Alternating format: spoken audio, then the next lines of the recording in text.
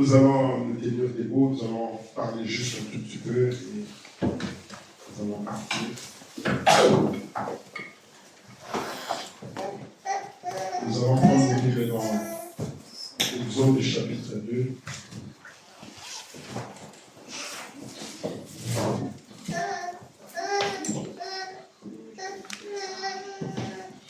Exode chapitre 2.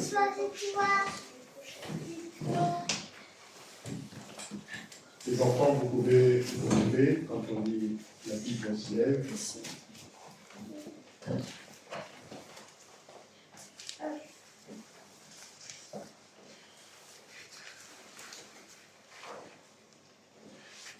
Un homme de la maison de Lévi avait pris une femme, une fille de Lévi. Cette femme devint enceinte et enfanta un fils. Elle vit qu'il était beau et elle le cacha pendant 3 mois.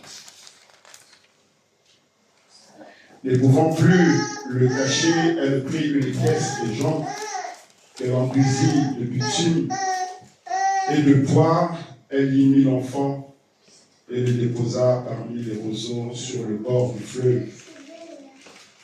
La sœur de l'enfant s'étint en quelque distance pour savoir ce qui lui arriverait. La fille des pharaons descendit au fleuve pour se baigner et ses compagnes se promenèrent le long du fleuve. Elle aperçut la caisse au milieu des roseaux et elle envoya ses servantes pour la prendre. Elle l'ouvrit et vit l'enfant. C'était un petit garçon qui pleurait. Elle a eu pitié et elle dit, c'est un enfant des Hébreux.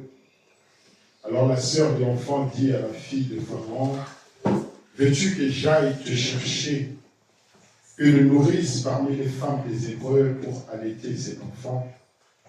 Va, lui répondit la fille de Pharaon. Et la jeune fille alla chercher la mère de l'enfant. La fille de Pharaon lui dit, emporte cet enfant et allaite-le-moi. Je te donnerai ton salaire.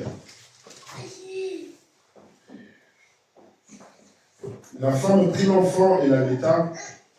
Quand il eut grandi, elle l'amena à la fille de Pharaon et il fut pour elle comme un fils.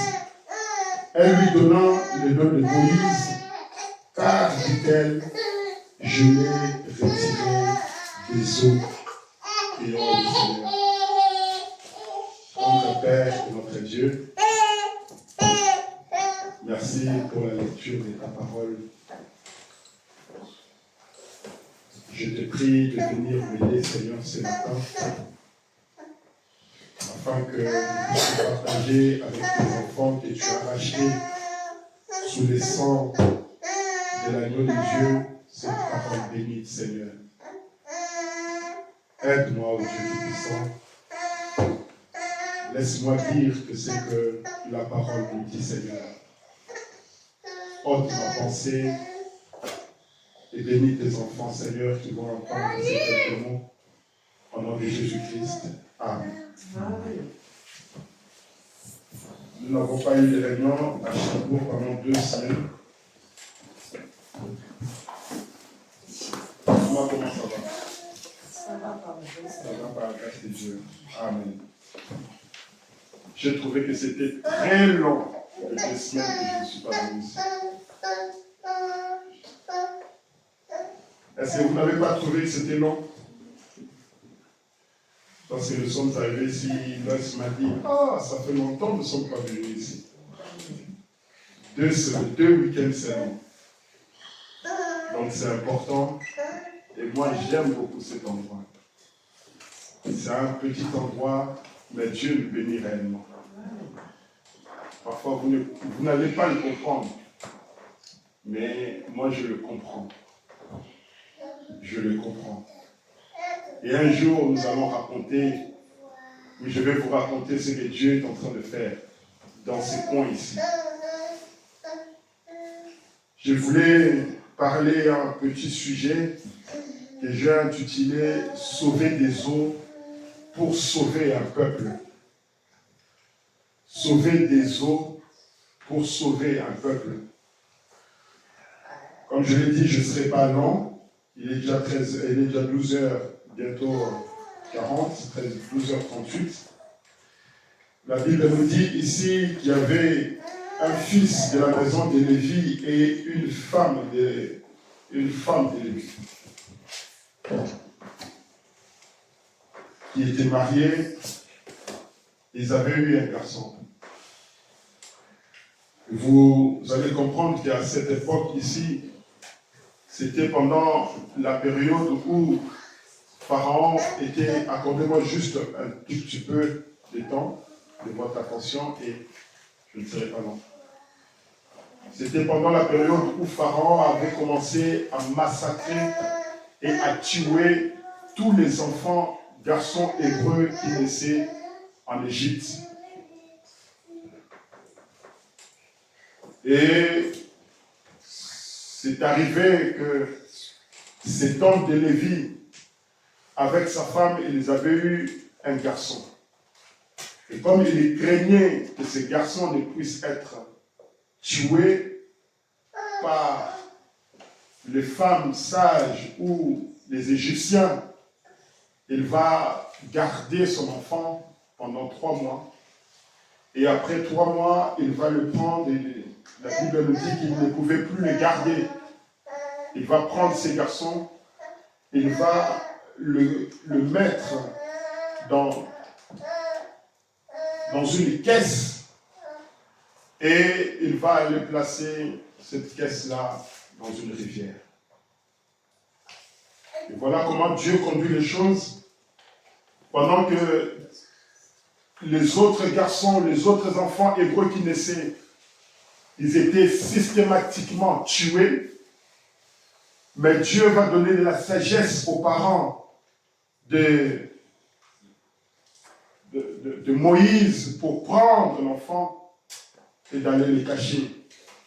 Je ne vais pas trop entrer dans les détails là-dedans. Et Dieu a conduit la fille de Pharaon, qui est allée directement pour se baigner. Et pendant ce temps-là, la sœur de Moïse, qui était une petite fille, était en train de surveiller son frère. Et la femme ou la fille de Pharaon va venir, il va trouver cette petite caisse, ils vont ouvrir, ils vont découvrir qu'il y avait un petit garçon en train de pleurer. Et il a eu pitié. Il va demander, la petite fille va dire, est-ce que vous voulez que je puisse aller chercher une nourrice? Est-ce que vous voulez que j'aille chercher une personne pour venir s'occuper de ces bébés hébreux? La jeune fille va dire, vas-y, va chercher. Et la petite fille va aller chercher sa maman. Elle va aller chercher la maman de Moïse. Et remarquez que quand la maman de Moïse arrive, la fille de Pharaon va lui proposer un salaire. Donc Moïse était en train d'être élevé par sa propre maman et sa propre maman était payée pour le travail qu'elle était en train de faire pour son propre fils. Parce que Dieu avait une mission en Moïse. Dieu avait un travail. Dieu avait une vision. Dieu avait une pensée. Est-ce que vous me suivez? Amen. Et remarquez que la mère de Moïse arrive. Et quand elle va prendre son enfant, il va commencer à élever l'enfant. Elle va commencer à dire à l'enfant que toi, tu n'es pas un Égyptien. Toi, tu ne fais pas partie de cette race de gens riches. Mais tu fais partie de la race de ces gens qui sont dans la servitude. Tu fais partie de cette famille de gens qui sont opprimés. Et tu as une grande mission. Tu n'es pas venu dans le monde dans le vide. Tu es venu parce qu'il faut que tu puisses accomplir un travail. Tu es un libérateur. Tu es quelqu'un de très important. Pendant ce temps-là, Moïse était en train de grandir. Et si vous remarquez au verset 11 de notre Exode chapitre 2, la Bible dit, en ces temps-là, Moïse, devenu grand, s'est rendu vers ses frères et fut témoin de leurs pénibles travaux. Amen. Amen. Moïse s'est rendu vers ses frères et il s'est rendu compte que mes frères, ils sont en train de souffrir sérieusement. Moi, je suis né ou je suis grandi dans la maison de Pharaon. Je suis comme un héritier du trône. Je suis un homme privilégié. Je suis un homme qui reçoit toutes les bénédictions, qui reçoit toutes les richesses comme un véritable fils de Pharaon. Mais regarde mes frères dans quelles conditions ils sont. Or, Dieu n'a pas sauvé Moïse des eaux pour qu'il puisse régner comme Pharaon. Dieu ne l'a pas sorti de cette situation où il s'est trouvé, de la mort, pour qu'il puisse en jouir tout simplement comme le reste des Égyptiens. Il avait une mission à accomplir. Il avait un travail à accomplir. Et comme je l'ai dit, sauver des eaux pour sauver un peuple. Et lorsqu'il s'est rendu compte de la souffrance pénible, des travaux de ses frères, la Bible nous dit, il vit un Égyptien qui frappait un Hébreu. D'entre ses frères, il regarda des côtés et d'autres, et voyant qu'il n'y avait personne, il va tuer l'Égyptien. Il voit un Égyptien en train de frapper sur son frère hébreu.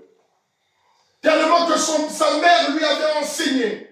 C'est pourquoi vous les mamans, vous devriez enseigner à vos enfants.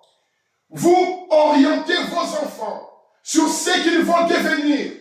Ce que vous êtes en train de dire à vos enfants aujourd'hui, c'est ce qu'ils deviendront demain. Si vous laissez vos enfants devant les écrans, si vous les laissez devant n'importe quelle musique, si vous les laissez devant n'importe quoi, vos enfants vont grandir et vont devenir comme n'importe qui. Mais si vous élevez vos enfants en leur éduquant sérieusement, en leur montrant la voie de la parole, en leur montrant le chemin béni de Dieu, lorsqu'ils deviendront grands, ils seront des enfants qui vont suivre la parole, qui vont aimer Dieu et qui vont servir Dieu de tout leur cœur. Amen. Amen. C'est ce que Moïse, sa maman, a fait. Que vous soyez jeune sœur, que vous soyez une maman déjà avec des enfants, ça vous deviez le comprendre sérieusement. Que donner la naissance ou donner un enfant au monde, mettre un enfant au monde, ce n'est pas juste un plaisir, ce n'est pas juste une occasion, une bonne chose, avoir un bébé, porter le bébé, aimer le bébé, faire des câlins au bébé. Mais c'est une responsabilité. C'est quelque chose de très capital. Aujourd'hui, si notre société elle est détruite aujourd'hui, si vous pouvez comprendre que nous sommes en train de vivre dans un monde où les gens sont complètement, ils ont perdu complètement la raison. Ils ont perdu complètement la tête. Ils font n'importe quoi. Les hommes qui vont aller violer les femmes. Les femmes qui vont aller mentir, qui vont aller coucher avec une femme mariée qui va aller coucher avec d'autres hommes. La convoitise aujourd'hui, c'est parce que les femmes, quelque part, elles se laissent, elles se déshabillent, elles sont aujourd'hui provocatrices sur les réseaux sociaux. À l'époque, c'était difficile de voir une femme qui va aller draguer un homme. C'était quelque chose de très honteux. Mais aujourd'hui, c'est la femme qui aborde l'homme. Aujourd'hui, c'est la femme qui attaque l'homme. J'ai une collègue au travail. Pendant que nous étions à l'heure de la pause, elle racontait un peu ses histoires. Vous savez comment ces gens-là ils sont. Elle va dire, bah, moi j'ai trouvé mon copain. Mon copain, il est moins âgé que moi. Mais à cette époque-là, je venais de me séparer avec mon ex. Et quand je l'ai vu, je n'arrivais pas et je l'ai attaqué. La femme qui va dire, c'est moi qui l'ai attaquée. Elle est plus âgée que le garçon. Et c'est elle qui attaque. Aujourd'hui, dans la société moderne, c'est la femme qui attaque l'homme. C'est insensé, mais c'est devenu quelque chose d'horrible. C'est pour ça qu'il y a des enfants qui viennent au monde. Une femme qui va aller coucher avec des hommes à gauche à droite et elle va devenir enceinte, elle ne sait même pas de qui est cette sémence. Et l'enfant qui va venir au monde, on va prendre l'enfant, voilà, le déposer devant les écrans, on va le poser devant la télévision, on va le poser devant la tablette, le téléphone. L'enfant va grandir qu'avec les téléphones, qu'avec la tablette. Et tout ça, c'est quoi? Après, vous allez voir que votre enfant, à un certain âge, je ne les vois plus bien. À l'époque, lorsque nous étions des enfants, on avait beaucoup de jeux. On jouait beaucoup. On pouvait courir, on n'avait pas d'histoire de téléphone. On pouvait courir, on pouvait rester là. Et on se faisait des amis. Et nos liens d'amitié restaient très longtemps. Aujourd'hui, à cause de la technologie, même l'amitié, c'est devenu quelque chose de difficile. Tout le monde se méfie de tout le monde. La personne préfère avoir sa tablette. La personne préfère avoir son téléphone que d'aller vers les autres et d'aller discuter, d'aller écouter les autres, d'aller apprendre sur les autres, d'aller se faire la famille. Et après, on va se retrouver dans des conditions difficiles. On ne sait pas qui appeler. Combien de femmes et combien d'hommes meurent aujourd'hui en France et dans le monde, chez eux, tout seuls à la maison.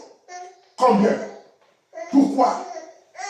Parce que ces liens de la famille, ces liens de l'amitié, il n'y en a plus, ça n'existait plus. À l'époque, on courait dans les sables, on jouait, on se faisait des amis, on était ensemble, on mangeait tous ensemble. Mais aujourd'hui, non, l'enfant il s'élève, il a déjà la première des choses, c'est son téléphone. Il va se mettre à jouer du matin jusqu'au soir. Et après, vous avez des enfants rebelles, têtus, qui n'écoutent pas. On gâte tellement les enfants. Moi, chez moi, à la maison, je vais même débrancher l'écran.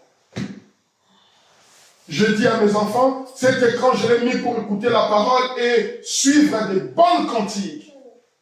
Mais à chaque fois, quand je venais, je trouvais, souvent ils étaient là dans les dessins animés. J'ai débranché, j'ai dit, c'est bon, vous n'allez plus regarder. Toutes ces choses-là, c'est ce qui fait qu'aujourd'hui, même à l'école, les enfants ne sont plus intelligents. J'ai un ami, un frère, qui est enseignant dans une école primaire. Il m'a dit, mon frère, tu ne peux pas t'imaginer combien les enfants sont devenus moins intelligents.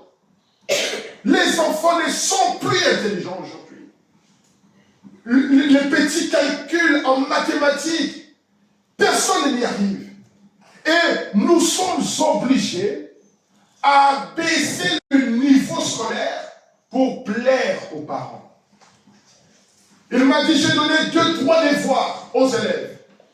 Et ils n'ont pas eu les bonnes notes.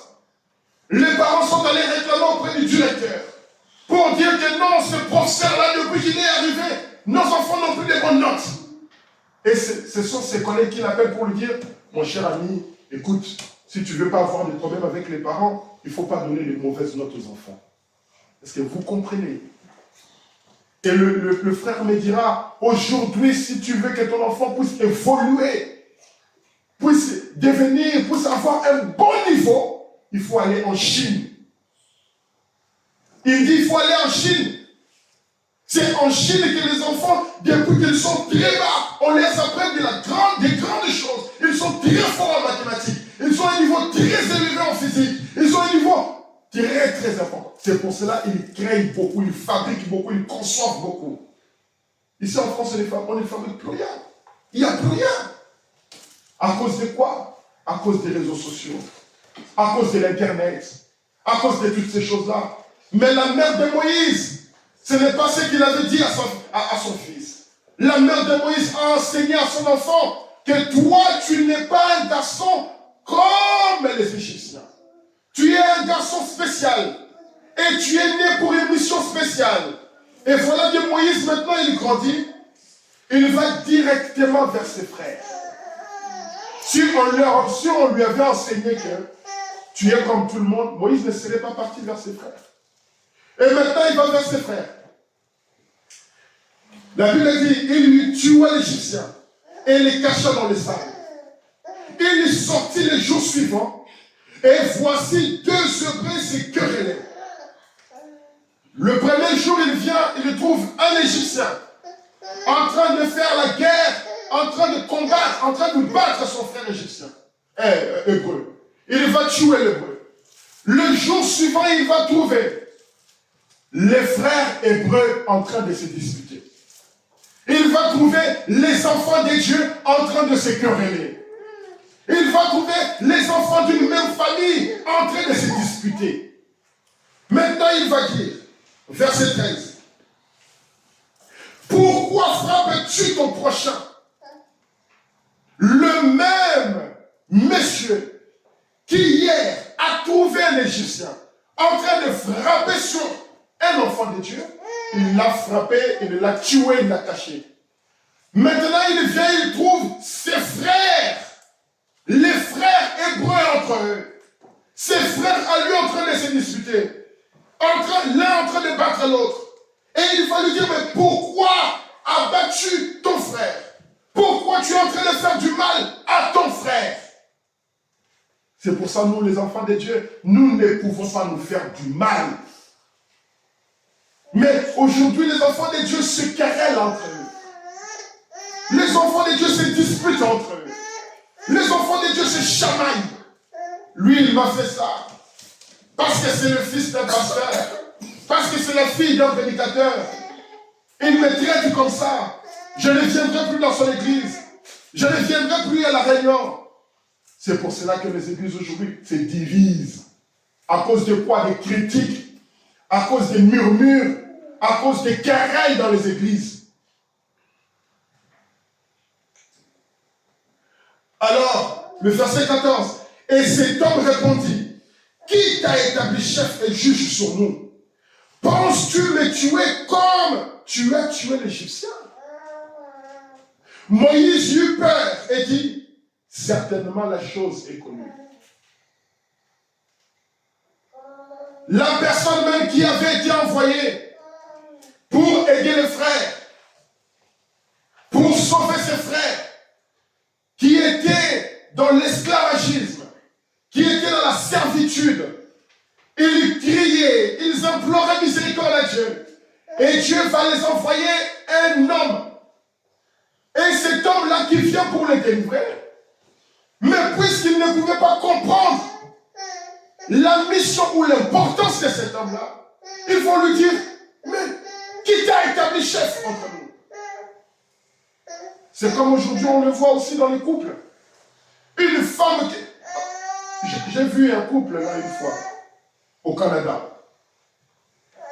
Nous étions en train de parler et la femme me dit, mais mon mari, il est dehors, il court avec des femmes à gauche à droite. Mais depuis le Congo, il ne fait que ça. Je dis, mais depuis le Congo, il ne faisait que ça. Pourquoi tu ne l'avais pas abandonné au Congo? Elle m'a dit, mais le gars qui m'a gagné. Donc, à cause de manger, la femme supporte que son mari aille même dehors. Mais dès qu'on arrive dans un pays développé, où on a la possibilité de manger soi-même, où on a la possibilité de trouver son pain soi-même, comme on donne le social, vous allez voir que la femme dit, même si l'homme n'a pas fait de mal, mais la femme veut dominer l'homme. La femme veut dominer sur l'homme dans les pays développés. Est-ce que ce n'est pas vrai? Si, c'est vrai. Ça, c'est la société dans laquelle nous sommes en train de vivre. Qui t'a établi chef? La femme veut prendre la place de l'homme. La femme ne veut plus écouter ce que l'homme dit. Mais c'est dans Genèse où il est dit. Après la chute, Dieu va venir. Il va dire à l'homme, pourquoi tu as mangé le fruit que je t'avais interdit? L'homme va dire, non, ce n'est pas moi, c'est la femme que tu m'as donnée. Femme, mais pourquoi tu as fait ça? Non, ce n'est pas moi, c'est le serpent.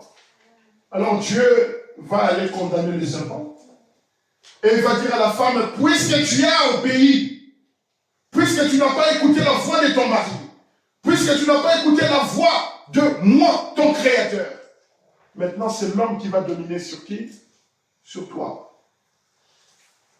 N'est-ce pas? Amen. Mais pourquoi aujourd'hui les femmes veulent dominer sur les hommes? Parce que nous sommes dans les dents de Satan.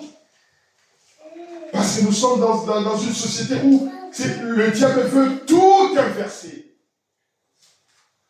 Mais Moïse avait été envoyé pour une mission. Il a été sauvé des eaux pour libérer un grand peuple. Et maintenant Moïse devait comprendre que moi, si je suis sauvé, moi, si j'ai été libéré, moi, si j'ai été élevé dans la maison de Pharaon de manière assez miraculeuse, ce n'est pas pour rien. Donc, je dois faire un travail. Vous n'êtes pas venus dans la parole de Dieu. Vous n'avez pas reçu Dieu aujourd'hui pour rester oisif, pour rester ne rien faire. Vous, si vous avez entendu la parole, si vous avez reçu Jésus-Christ dans votre cœur, mais vous devez aussi faire un travail. Parce que vous n'êtes pas comme les autres peuples. À vous, la lumière est venue. À vous, la parole est venue. À vous, le message est venu. Donc, si vous avez reçu cette grâce-là, alors qu'il y en a beaucoup dans le monde, alors qu'il y en a 99% dans le monde, qui ne vont même plus à l'église. L'église ne leur dit plus absolument rien. Pourquoi vous êtes venus? Pourquoi vous avez accepté la parole? Pourquoi vous êtes venus à Dieu? Amen. Amen. Donc vous n'êtes pas venus pour regarder les autres en train de mourir dans le péché. Non. Vous n'êtes pas venus pour regarder les autres en train de mourir sans recevoir Dieu. Jésus-Christ avait dit, allez partout dans le monde et prêchez la bonne nouvelle. Ceux-là qui vont entendre ma parole, ceux-là qui vont me recevoir, ils seront sauvés. Mais ceux qui ne recevront pas la parole de Dieu, ceux qui vont dire, moi, non, votre parole, je n'en veux pas. C'est leur problème. Et ça a été toujours comme ça. Dieu a toujours fait comme les choses comme cela. Il envoie son serviteur. Il envoie quelqu'un de spécifique. Il envoie quelqu'un d'extraordinaire. Mais dans toute simplicité, dans toute humilité. Qu'est-ce qui fait que nous avons quitté Avranches là-bas? Nadine, tu vois la distance entre là-bas et ici? Qu'est-ce qui fait que cette distance que nous venons juste ici, là? Y avait-il pas d'autre endroit où nous pouvons nous dire, bon, on s'arrête ici pour prêcher la parole? Pourquoi nous sommes venus dans cette ville? Pourquoi Moïse avait été sauvé? Pourquoi les autres enfants pouvaient être massacrés? Les époux pouvaient être massacrés? Mais Moïse était sauvé. Et vous connaissez l'histoire de Moïse. Allez lire toute l'histoire, tout Exode, allez voir comment Moïse a libéré les enfants d'Israël. Allez voir. Ce n'était pas simple. Moïse a tellement souffert. Moïse a tellement peiné. Avec 2 millions de personnes qui sont sorties avec lui de l'Égypte. Il a vraiment souffert.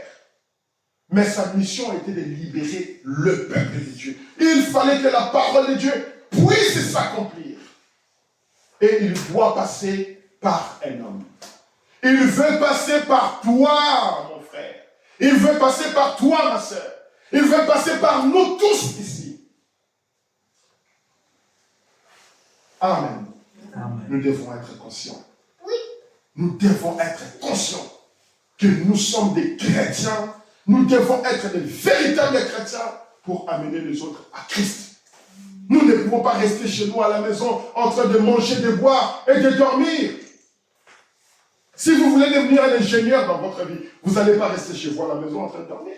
Vous vous réveillerez tôt le matin pour aller à l'école. Et vous apprendrez vos cours. Vous travaillerez votre leçon, pour que vous puissiez, au moment de l'examen, réussir à votre examen. Et progresser, et monter, passer de classe en classe, jusqu'à ce que vous serez proclamé ingénieur. Et maintenant, vous serez fier. Vous serez dans une université, vous serez dans une entreprise. Vous allez montrer votre diplôme. Je suis ingénieur.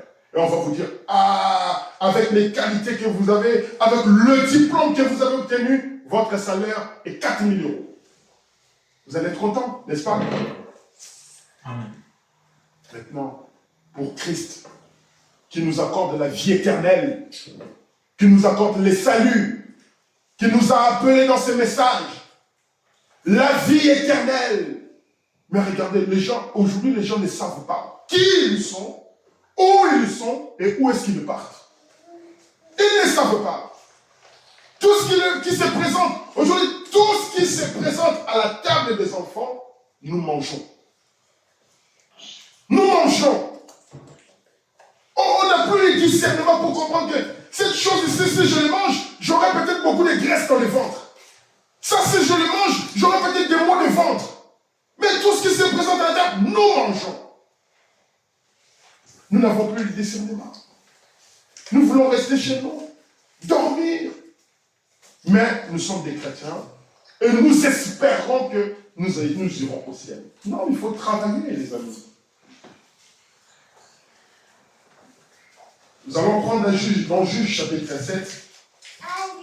Vous allez voir quelque chose là-bas. Juge chapitre 7. La Bible nous dit, Jérubal, qui est Gédéon, et tout le peuple qui était avec lui s'élevèrent de bon matin et campèrent près de la source des Aaron. Il s'est passé une grande histoire ici, dans cette histoire. Israël, à cette époque, était esclave des Madianites. Ils étaient maltraités. Et si vous lisez le livre des juges, vous allez voir que Dieu envoyait un juge. Il avait envoyé des prophètes, Moïse et tous les autres. Et après leur départ, Israël est tombé dans le péché. Israël est tombé dans le mal.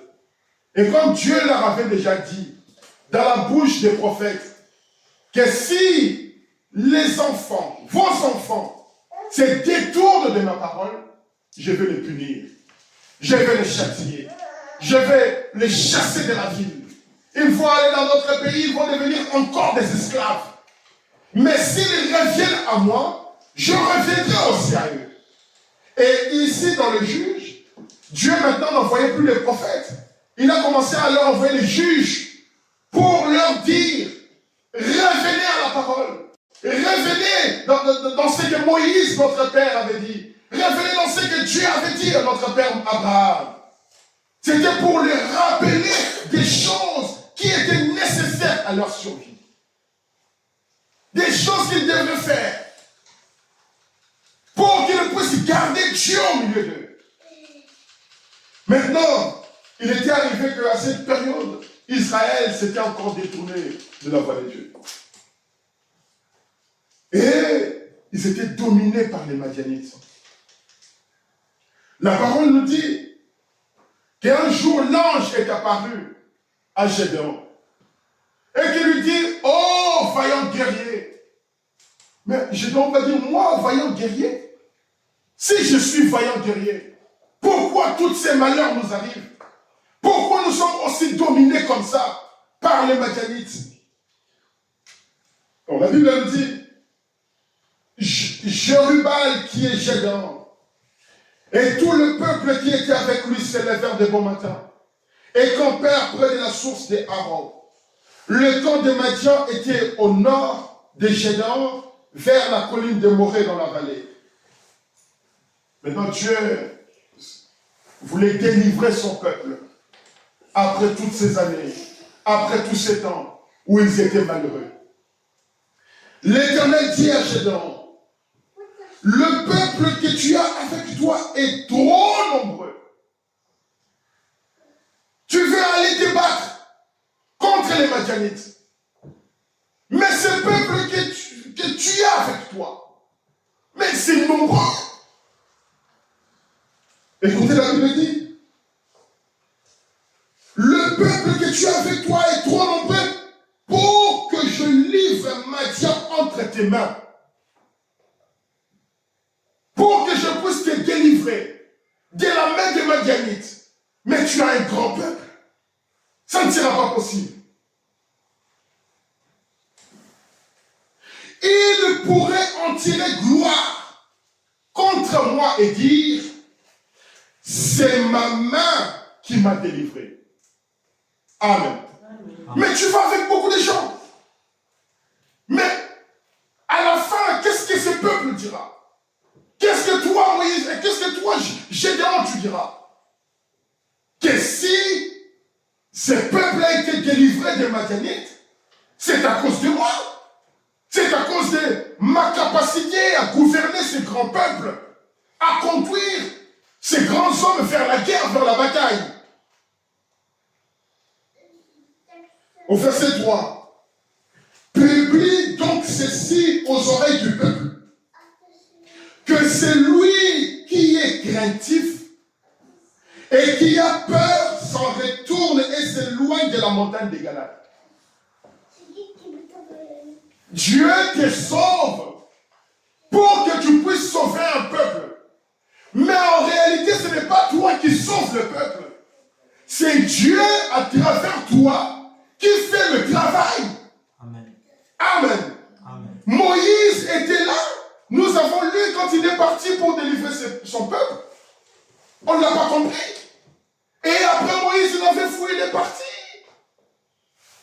Regardons Gédéon qui va dire, bon, je vais prendre une masse de gens pour aller combattre les Madianites. Mais Dieu dit non. Si tu pars avec un grand nombre comme ça, après tu vas t'en tirer gloire. Mais d'abord, sépare. Que celui qui est craintif et qui a peur s'en retourne et s'éloigne de la montagne des Galates. Écoutez, 22 000 hommes parmi le peuple s'en retournèrent. Je dois juste te dire, c'est lui qui a peur de la guerre, qu'il rentre chez lui. 22 000 personnes sont rentrées. 22 000. L'Éternel dit à Gédéon, le peuple est encore trop nombreux. Quand Dieu veut faire un travail, il n'a pas besoin de beaucoup de gens. Il va prendre une seule personne. Il va prendre un petit nombre de personnes qui vont aller faire un grand travail. Amen. C'est pour cela, vous, les enfants de Dieu aujourd'hui, allez faire le travail. Amen. Nous sommes très peu nombreux. La moisson, elle est grande, mais il y a peu d'ouvriers. N'est-ce pas? À Cherbourg, ici, il y a combien d'églises? Une grande ville comme ça. Comment ça se fait qu'il n'y a personne? On va juste ici un tout petit peu vers Agnon, Selo. Il y a combien? Vous allez voir qu'au Congo, il y a beaucoup d'églises. Dans chaque ville, il y a beaucoup d'églises. Mais il suffit, on m'a raconté une histoire une fois. C'était terrible. On m'a dit qu'il y avait deux jeunes gens qui se sont dit, bon, mon cher, aussi, ici nous sommes tellement dans la pauvreté, comment allons-nous faire? Vous savez, tous les Congolais aiment, ou tous les Africains aiment sortir du pays. Alors il y a un qui a dit, bah, mon cher, tout bandara église, tout bandara aborde un saut comme ça, on va voir les dîmes, les offrandes et tout ça, et puis on va voyager. Ils ont commencé l'église, alléluia, amen. Ils ont fait une année, 2 ans, l'église a tellement grandi. Il est parlé en langue, Rabashiba, Rabashiba, Shiba, Shiba. Partout là, il faisait toutes ces blagues-là.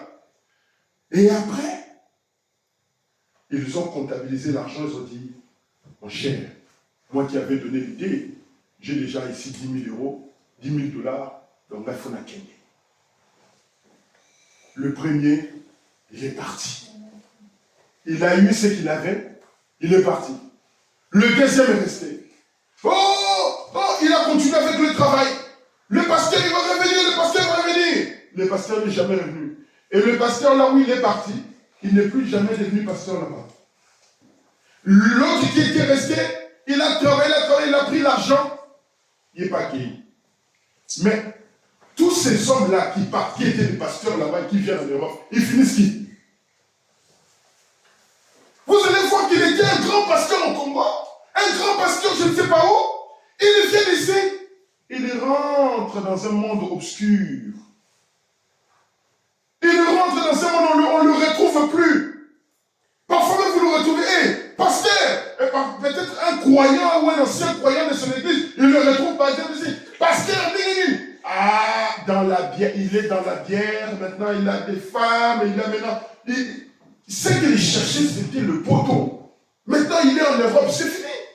Qu'est-ce qu'il va chercher encore? J'ai travaillé une fois dans une entreprise, il y avait un noir qui était là-bas avec moi. Il me dit, non, moi quand j'étais en Afrique, j'étais chrétien. J'ai dit, mais ici, pourquoi tu ne pries plus?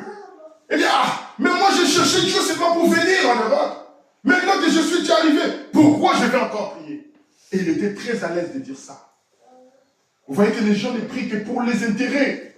C'est pour cela, à l'église là-bas, on dit, il y a qu'un Rosombongo. Là, toute l'église vient, tout le monde vient. Si on dit, viens, on va voir, on va distribuer 5 000 € ici, là. On a noir, on a sauve, on a l'église là, on a 5 000 €. Viens, tu auras du travail. Viens, tu auras le mariage. Viens, tu seras un homme béni. L'église est tondue, on va chanter, on va crier. Mais Dieu n'est pas dans ces choses-là, les amis. Dieu n'est pas dans ces choses-là. Regardons Gédéon. Dieu lui dit, non, le peuple est trop nombreux. C'est encore beaucoup. Que celui qui est craintif, 22 000 hommes parmi le peuple s'en retournèrent. Et il en resta 10 000. Donc voilà qu'il aura 32 000. 22 partent, il reste encore 10 000. L'Éternel dit à Gédéon, le peuple est encore trop nombreux. Fais-les descendre vers l'eau. Et là, je t'en ferai les triages. Maintenant, qui fait les triages? Dieu lui-même. Fais-les descendre dans l'eau. Et moi-même, je vais sélectionner. Je vais te dire avec qui je veux travailler et avec qui il va rentrer chez lui à la maison. C'est lui dont je dirai que celui-ci aille avec toi, ira avec toi. Et celui dont je te dirai que celui-ci n'aille pas avec toi, n'ira pas avec toi. Qui choisit? Dieu lui-même. Qui appelle? Dieu lui-même. Amen. Amen. Amen. C'est Dieu qui fait le travail. Gédéon fit descendre le peuple vers l'eau. Et l'Éternel dit à Gédéon, tous ceux qui laveront l'eau avec la langue comme lave le chien, tu les sépareras de tous ceux qui se mettront à genoux pour boire. Ceux qui lavèrent l'eau en la portant à la bouche avec leurs mains furent au nombre de 300 hommes. Et tout le reste du peuple se mit à genoux pour boire. Et l'Éternel dit à Gédéon, c'est par les 300 hommes qui ont la paix que je vous sauverai et que je livrerai Madian entre vos mains. Prends 300 hommes. Vous vous rendez compte? Sur 32 000, Dieu va dire, ah, d'abord toi-même pars. Que celui qui est fatigué, que celui qui est craintif, qui ne rentre chez lui à la maison. 32 000 sont partis. Il reste 10 000. Et dans les 10 000, Dieu ne prend que 300 hommes. Que 300. Le reste là, les 7 700 là, 300. Et Dieu va dire, c'est avec les 300 que je veux délivrer Israël, mon peuple, de la main de Madian. Maintenant, suivez. Que tout le reste du peuple s'en aille chacun chez soi. Rentrez chez vous. Que les autres peuples rentrent. Ils n'ont pas beaucoup de travail. Vous n'avez pas beaucoup de travail à faire.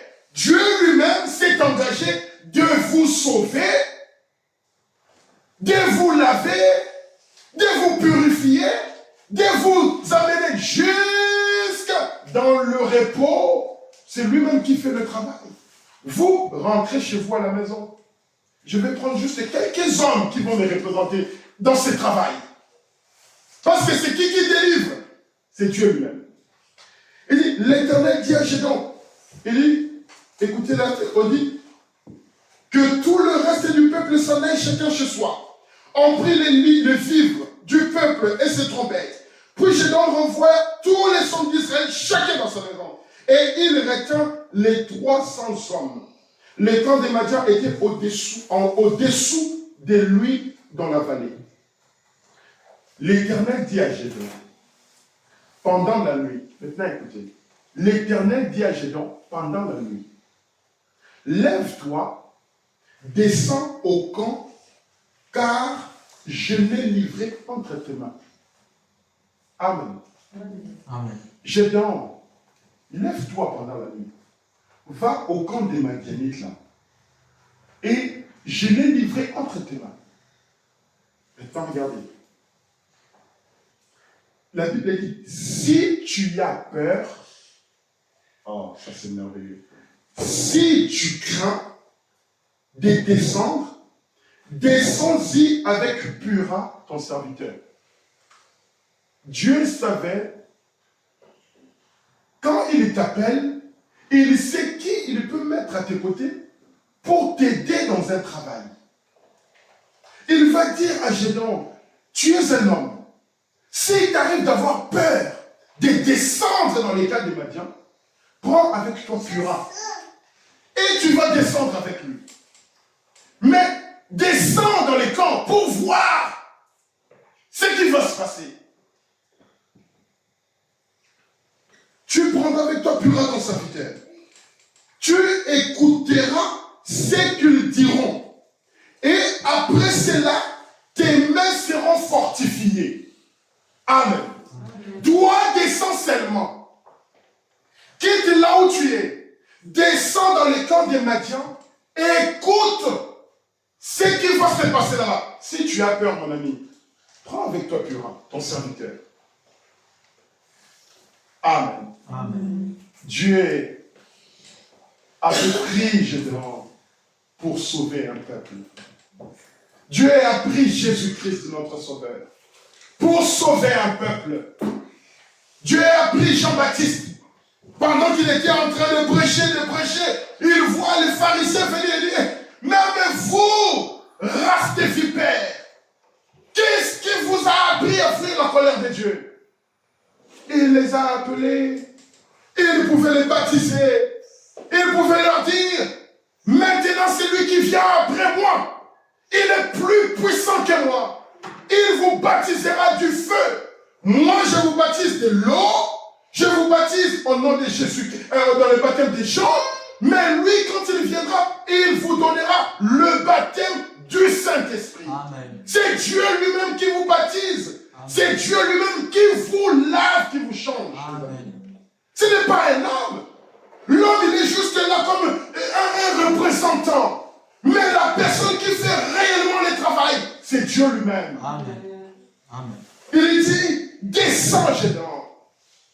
Regarde ce qui va se passer. Si tu as peur, prends Pura avec toi. Maintenant, écoutons l'histoire.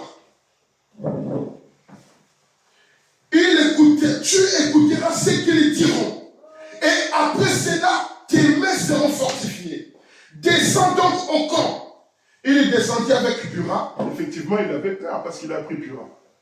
Il est descendu avec Pura, son serviteur, jusqu'aux enfants postes du camp.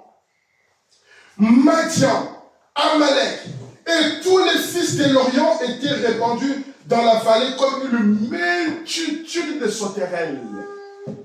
Amen. Pendant que Dieu va dire à Gédéon, prends beaucoup de gens là. Non, je ne peux pas aller avec beaucoup de monde. Qu'ils rentrent chez eux. Mais de l'autre côté, ils sont nombreux comme des sauterelles. Mais comment moi, un comme avec 300 personnes, je peux arriver à vaincre une grande armée comme ça. Et ce n'est pas toi qui fais, mon ami. Ce n'est pas toi qui travaille, mon ami. Christ t'a déjà sauvé. Il a payé pour toi. Il a été châtié pour toi. Il a été maltraité pour toi. Il a été giflé pour toi. Il a été craché pour toi. Il a été crucifié à la croix pour toi. Tout ce que tu as à faire, c'est juste accepter la parole. Amen. Tout ce que tu as à faire, c'est juste accepter ce qui a déjà été fait. Et si tu as peur, prends avec toi Pura. Prends avec toi un serviteur de Dieu. Qu'il te parle des choses. Qu'il te montre les choses. Et il vient là. Il voit une multitude de sauterelles. Et leurs chameaux étaient, la Bible dit, et leurs chameaux étaient innombrables. On ne pouvait pas compter le nombre des chameaux. Innombrables, c'était beaucoup. La Bible dit, comme le sable qui est sur le bord de la mer. Est-ce que vous vous rendez compte de la quantité, de la puissance de cette armée-là? Gédéon arriva, et voici un homme raconté à son camarade. Amen. Amen. Maintenant, écoutez. Gédéon arriva, et voici un homme raconté à son camarade un songe. Il disait, j'ai eu un songe. Et voici un gâteau de pain d'orge roulé dans les camps des Madians. J'étais en train de dormir, je vis un songe. Et un gâteau de pain d'orge roulé dans les camps des Madians. Il est venu heurter jusqu'à la tente. Et elle est tombée. Le pain, le gâteau, qui était enroulé, est venu tomber dans les camps de Madian. Il est venu heurter jusqu'à la tente. Et la tente est tombée. Il l'a retourné sans dessus et dessous. Le gâteau de pain est venu quelque part, a heurté la tente. Et la tente est allée dans tous les sens. Et elle a été renversée. Maintenant, écoutez l'interprétation de ce songe. Un homme qui racontait à son frère l'histoire de songe qu'il a vu. Maintenant, écoutez ce que son frère va lui dire. Son camarade répondit et dit, ce n'est pas autre chose que l'épée de Gédéon, fils de Joas, homme d'Israël. Le pain que tu as vu enroulé, qui est tombé sur la tente et qui a détruit la tente, ce n'est rien d'autre que l'épée de Gédéon. Amen. Amen. Ce n'est rien d'autre que l'épée de Gédéon. Oh les amis, vous allez vous souvenir que Dieu avait dit à Moïse que je te donne 2 signes. Et il lui a donné un bâton à la main. Il lui a dit, jette ces bâtons à la main. Et le bâton est devenu un serpent. Quand Moïse est allé devant Pharaon, il trouve Pharaon, il va prendre les bâtons, il les jette devant Pharaon. Le bâton est devenu quoi? Un serpent. Mais qu'est-ce que les magiciens ont fait? Les magiciens ont produit 2 fois plus que Moïse. Mais le résultat, c'était quoi? C'était que le bâton de Moïse avait avalé les serpents des démons. Amen. Avait avalé les serpents des démons. Le bâton que Moïse avait, quand Moïse a fait tout ce qu'il pouvait faire avec, il a amené les grenouilles, il a amené les sauterelles, il a amené toutes ces choses-là. Moïse arrive devant la mer Rouge après. Il ne savait plus quoi faire. L'armée de Pharaon était derrière. Maintenant, Moïse commence à crier à Dieu. Oh Dieu, qu'est-ce que je fais? Qu'est-ce que Dieu lui avait dit? Moïse, pourquoi tu cries à moi? Tu as le bâton entre tes mains. Amen. Mais nous, aujourd'hui, nous avons la parole de Dieu avec nous. Amen. Nous avons le message de l'air avec nous. Nous avons la puissance de Jésus-Christ avec nous. Pourquoi tu cries si tu es dans les besoins? Pourquoi tu cries si tu es dans les problèmes? Prononce la parole et avance. C'est pas que tu as vu, mon ami. C'est rien d'autre que l'épée de Gédéon. Et Dieu a mis entre nos mains aujourd'hui l'épée de sa parole. Nous avons à prendre la parole de Dieu et à détruire tous les ennemis de Satan maintenant. Amen. C'est ce qui est arrivé avec Élie. Élie qui va aller, Dieu va lui dire, prononce la parole. Il va dire, il ne pleuvra plus pendant 3 ans et demi. Puis il va fuir, il va aller à Sarepta. Il va être nourri là-bas par une femme. Un jour, il revient. Dieu va lui dire, vas-y, va raconter cet homme-là. Il va rencontrer Abdias, le serviteur d'Akai. Il va lui dire, va dire à ton maître que nous puissions nous rencontrer là-bas au Mont Carmel. Abdias lui dit, mais vraiment, tu sais très bien que le roi, il va me tuer. Non, va lui dire. Ils vont se retrouver dans une grande confrontation. Élie qui va leur dire, maintenant commencez à prier votre Dieu. Si votre Dieu est réellement le Dieu vivant, qu'il puisse descendre le feu, qu'il puisse consumer ses sacrifices. Et nous verrons si réellement il est Dieu. Alors vous connaissez l'histoire comme moi. Les 400 prophètes de Baal se sont mis à crier, oh Dieu, oh Baal, oh Baal. Et ils ont crié du matin jusqu'au soir. Il n'y avait pas de feu. Il n'y avait pas de signe. Ils étaient nombreux. 400 prophètes de Baal et 400 prophètes d'Astarté. Ça fait 800 serviteurs de Pharaon. Vous imaginez 800 pasteurs en train de prêcher la parole, de crier, mais Dieu n'est pas là. Mais à la fin, Élie qui va dire, maintenant Israël, mon peuple, Israël, enfant de Dieu, vous la race d'Abraham, vous avez vu ce qui s'est passé. Je leur dis de prier leur Dieu, de descendre le feu. Ils n'ont pas été capables de le faire descendre. Maintenant, regardez ce que moi je vais faire. Élie va restaurer l'autel. Élie va prendre le sacrifice, il va laver le sacrifice. Après, Élie va leur dire, maintenant, nous allons prier. Et quand ils ont prié, le feu descendu. Élie va dire dans sa prière, réponds-moi, ô Seigneur Dieu, parce que c'est toi qui m'as envoyé ici, alors réponds-moi. Et pendant ce temps-là, le feu qui descend, l'homme qui était seul a pu tuer 400 prophètes de Baal et 400 prophètes d'Astarté. Lui seul. Pourquoi? Parce que Dieu qui l'avait envoyé. Ce n'est pas un homme qui fait un travail, les amis. Amen. Si vous croyez que c'est l'homme, là vous êtes perdu. Ce n'est jamais un homme. L'homme n'est pas capable de faire quoi que ce soit. C'est Dieu qui fait la chose. Et Dieu n'a pas besoin d'un grand nombre de personnes. Il a besoin peut-être de 2, de 3. Une personne, il peut faire un grand travail. Regardez Gédéon. Il va dire, ça, ce n'est que l'épée. L'épée de Gédéon. Oh, Dieu a livré entre ses mains Madian. Les camarades qui disent c'est fini pour nous. Le Dieu là a déjà livré Madian entre ses mains.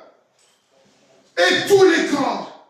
Regardez maintenant le verset 15. Lorsque Gédéon eut entendu le récit du songe et son explication, lorsque Gédéon a entendu le songe et son explication, donc Dieu l'avait envoyé pour aller écouter le songe et l'explication. Amen. Aïe, aïe, aïe. Il se prosterna, revint au camp d'Israël et dit, levez-vous, car l'Éternel a livré entre vos mains les camps de Madian. Amen. Amen. Il était maintenant certain. Il savait maintenant ce qu'il faisait. Notre Dieu a livré Madian entre nos mains. Avec 32 000 personnes? Non. Avec 10 000 personnes? Non. même pas avec lui-même. Lui, Dieu lui a tout simplement montré les tableaux, comment les choses vont se passer. Le pain est venu et a détruit la tente. C'est le pain qui a détruit la tente. Israël, quand ils ont vu le feu descendre après la prière d'Élie, Élie va leur dire, maintenant que chacun de vous ne laisse pas ses incirconcis fuir le pays. Détruisez-le. Allez les tuer. Détruisez-les complètement. Alors les enfants d'Israël, qu'est-ce qu'ils ont fait? Ils ont juste pris leur couteau. Tout. Dieu en eux, en train d'achever l'ennemi. Dieu nous a déjà tout donné. Nous devons achever l'ennemi maintenant. Nous devons les réduire à néant. C'est ça la mission que Dieu nous a donnée. C'est ça le travail que Dieu nous a accordé. De ne pas laisser nos frères en train de mourir comme ça. Tout le monde ne va pas prêcher. Tout le monde ne peut pas faire le travail. Mais Dieu va sélectionner. Il va prendre toi là-bas. Il va prendre toi là-bas. Il va prendre lui là-bas. Il va dire, venez, allez faire le travail. Et vous ferez un travail où les hommes regardent et disent, oh, ça ce n'est pas un homme. Ça c'est Dieu qui a fait ce travail. Comment ça s'est fait qu'avec 300 personnes, un nombre incalculable a été détruit? C'est Dieu qui fait cela. Amen. C'est Dieu qui fait cela, mes amis. Le prophète nous dit, dans Pourquoi la petite Bethléem, du 28 décembre 58, il dit, je disais à frère Mercier, que j'ai écouté. Il m'a d'abord donné une tourne-disque. Et sur celui-ci s'est trouvé des disques de certains de mes serments. Un frère Mercier m'a donné un tourne-disque. Et dans le disque, il y avait certains de mes sermons.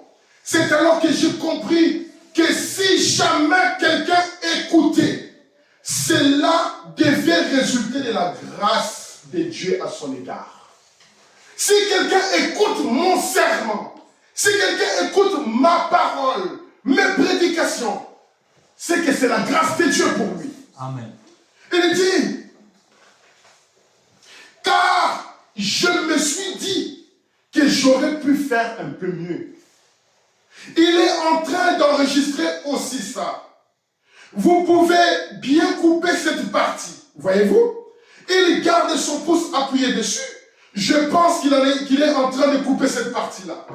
Mais je vous assure, j'ai été très surpris. La prédication la plus médiocre que j'ai jamais entendue de ma vie. Faut me dire, la prédication que je prêchais, c'était la plus médiocre que j'ai jamais entendue de ma vie.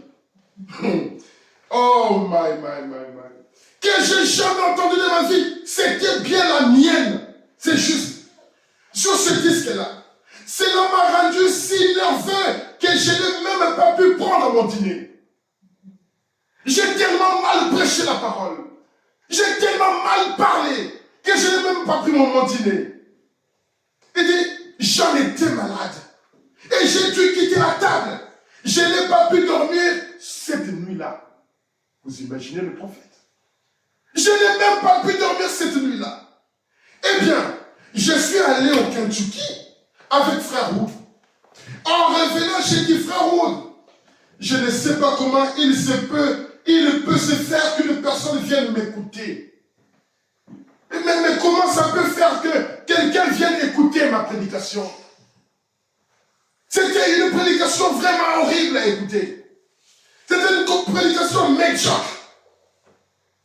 Et dit, c'est si médiocre. Et je ne fais que me répéter, sans grammaire. Et quant à la ponctuation, il n'y avait aucune. Quand Branham il prêche, il dit, ma prédication était moche, médiocre. Vraiment, je ne sais pas. Dans un certain sens, cela m'a encouragé de comprendre que Dieu doit être là derrière. Ce n'est pas toi, Branham, qui fait les choses. Ce n'est pas toi qui prêches la parole. Mais c'est Dieu lui-même à travers de toi qui fait les choses. Parce que dans ma condition d'un prédicateur, je n'ai pas les capacités réelles de prêcher.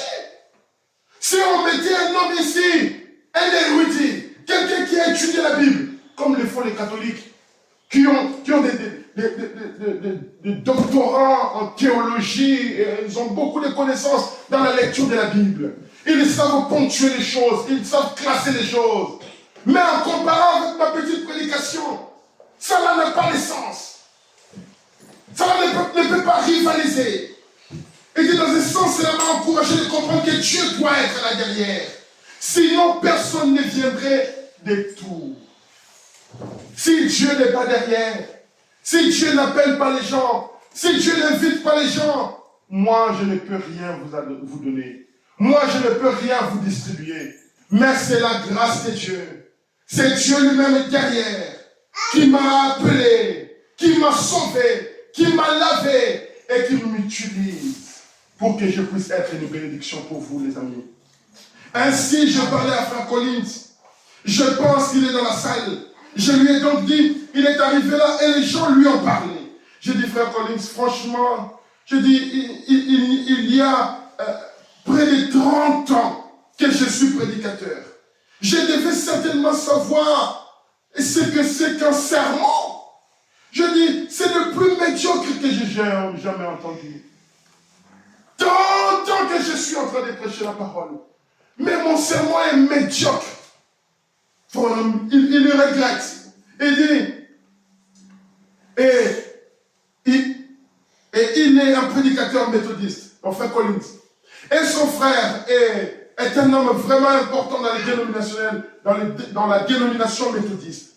Et il a dit, eh bien, a-t-il dit, je vais vous dire, frère Branham, a-t-il dit, il se peut que votre ponctuation et que vos phrases ne se terminent pas comme il faut, et tout comme cela. Mais a-t-il dit, avez-vous déjà pensé à ce type appelé Pierre? Avez-vous déjà pensé à ce type appelé Pierre? Qui a prêché le jour de la Pentecôte, qui ne savait même pas signer son propre nom. Il a dit, je ne crois pas que ces prédications avaient une très bonne ponctuation. Dieu sauve les gens par la prédication de l'évangile.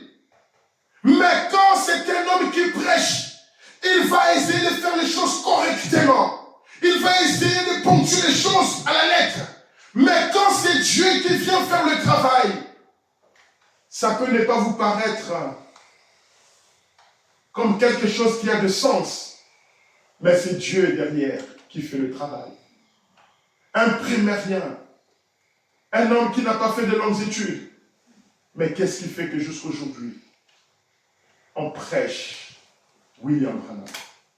Amen. Qu'est-ce qui fait qu'aujourd'hui, notre Sauveur Jésus-Christ, qui n'a jamais été à l'école, mais aujourd'hui nous prêchons notre Seigneur Jésus-Christ. Amen. Il n'a jamais été à l'école. À l'âge de 12 ans, il est allé directement dans les temples et en train de confondre les hommes des sciences, en train de confondre les grands érudits, les sacrificateurs de cette époque-là. Ils pouvaient le regarder Dieu, mais toutes ces sagesses, d'où est-elle venue? Comment ça s'est fait que tu as beaucoup d'intelligence comme ça? Tu comprends les choses comme ça? C'est Dieu dans le cœur. C'est Dieu derrière qui est en train de faire le travail. Ce n'est pas le travail d'un homme. Vous n'avez pas été sauvés pour regarder les autres en train de périr. Vous avez été sauvés pour amener les autres à croire. Pour amener les autres à recevoir la parole. Amen. Maintenant, les amis, ça peut vous paraître quelque chose d'extraordinaire. Vous posez la question, vous dites, mais comment il fait pour faire toutes ces choses-là? Mais ce n'est pas vous qui faites. Ce n'est pas moi qui va le faire. C'est notre Dieu qui va le faire. Amen. Nous allons nous tenir debout. L'heure est partie. Nous allons nous tenir debout.